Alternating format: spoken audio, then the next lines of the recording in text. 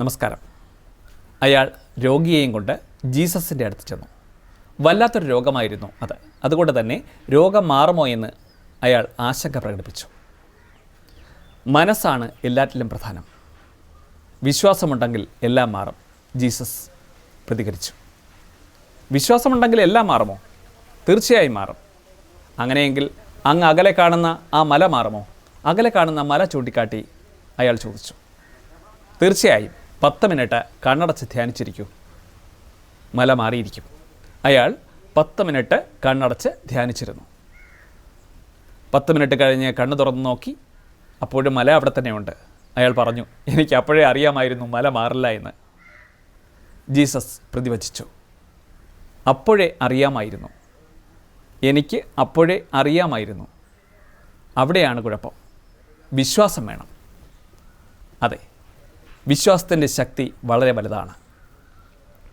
അത് ആത്മവിശ്വാസമാണ്, കോൺഫിഡൻസാണ്. എങ്ങനെയാണ് നമ്മുടെ കോൺഫിഡൻസിൻ്റെ ലെവൽ ഉയർത്താൻ സാധിക്കുക? എങ്ങനെ സാധിക്കും? അതിന് നമ്മൾ ഏർപ്പെടുന്ന പ്രവൃത്തിയിൽ നമുക്ക് തികഞ്ഞ ബോധമുണ്ടായിരിക്കണം എന്നുള്ളതാണ്. ആ കാര്യത്തെക്കുറിച്ച് വ്യക്തമായ ബോധം നമുക്കുണ്ടായിരിക്കണം. പിന്നെയുള്ളത്, നമ്മൾ നല്ല രീതിയിൽ, മികച്ച രീതിയിൽ പ്രാക്ടീസ് ചെയ്തിരിക്കണം. ഈ 2 കാര്യങ്ങൾ കൊണ്ട് കോൺഫിഡൻസിൻ്റെ ലെവൽ ഉയർത്തുവാൻ സാധിക്കും. ഇവിടെ ഒരു കോയിനുണ്ട്. ഈ കോയിന് ഈ ഗ്ലാസ് തുളച്ച് കടക്കാൻ സാധിക്കുമോ? തീർച്ചയായും സാധിക്കുമെന്ന് ഇന്ദ്രജാലത്തിൻ്റെ ഭാഷയിൽ ഞാൻ പറയും. കാരണം അതിനുവേണ്ടി നല്ല രീതിയിൽ ഞാൻ പ്രാക്ടീസ് ചെയ്തിട്ടുണ്ട്. അത് എൻ്റെ കോൺഫിഡൻസാണ്. ഈ കോയിനാണ്, ഈ ഗ്ലാസ്സാണ് തുളച്ച് കടക്കുന്നത് എന്നുള്ള കാര്യം പ്രത്യേകം ശ്രദ്ധിക്കുക. കണ്ടില്ലേ?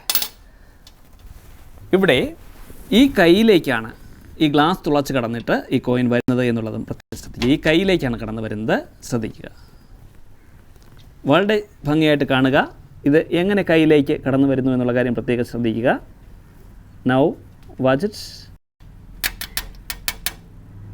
Yes yes, coin through glass. Okay, ഭംഗിയായിട്ട് കാണാൻ സാധിക്കും, വളരെ ഭംഗിയായിട്ട് കാണാൻ സാധിക്കും.